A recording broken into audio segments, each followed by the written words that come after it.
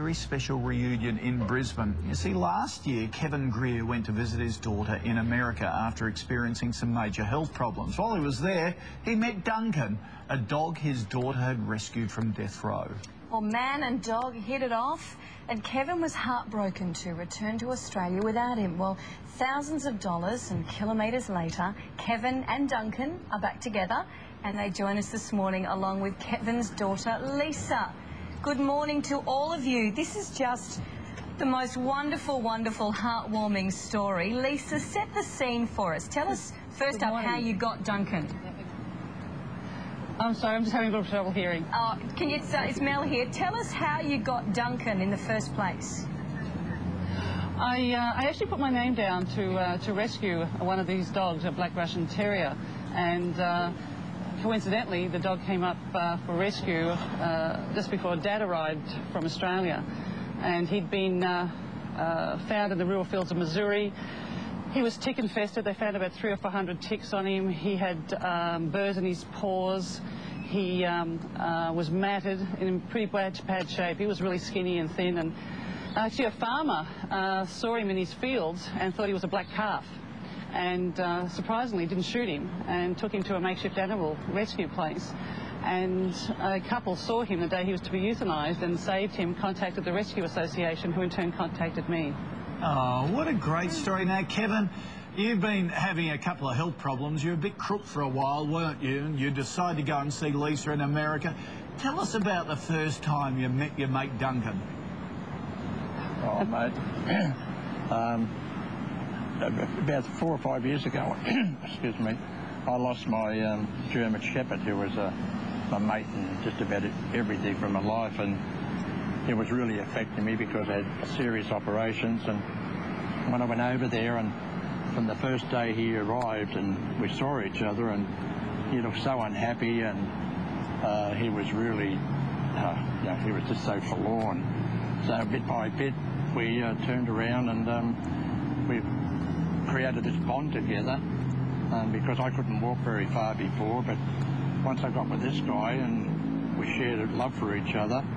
And then when we got that close, Lisa turned around, and Lisa and Kristen turned around and said, we want you to take Duncan home. But there was so much red tape and everything, and the people overseas and raising the money, and with my daughter and everything, and it was just unbelievable. Oh, yeah. Kevin, it is just the most wonderful, wonderful story. We're seeing the pictures now of the reunion when Lisa arrived with her husband and Duncan. Lisa, just yesterday. Yeah, it was just wonderful. Lisa, yes. Tell us sort of, I guess, essentially, because as you say, your dad wasn't well and he came over to see you, and it sort of coincided with the same time as you got Duncan, and they formed this unique bond that you were talking about. But then Dad had to go home, Kevin had to return home, and you decided that he needed Duncan with him. So tell us what you did next, because the community really rallied around you, didn't they? Well, it was humbling and inspiring, actually, what the community did. I actually work for a Cheney Police Department in Australia, over in the States, and I was talking to my chief and said that we were going to have a garage sale, do what we needed to do to raise the money to bring Duncan to Australia. It was about $4,000, and he said, well, we can go better than that, and he was instigated a big fundraiser and a huge festival. The City of Cheney actually put forward a referendum to have a festival to raise money for Duncan.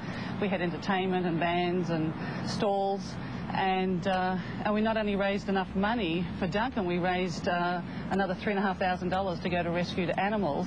And in fact, the RSPCA equivalent over there said that what they want to do is donate the money back to an off-leash dog park and name it after Duncan and call it Duncan's Pet Park. Which is just wonderful. And in fact, the Cheney vet donated his time, Horizon Cargo donated his flight to LA, and the city council, after this was all done, they actually had a special meeting where they brought Duncan in and presented him with a one-way trip to Australia, all expenses paid, board, and then they surprised me by presenting me with a round-trip ticket to officially present Duncan to Dad.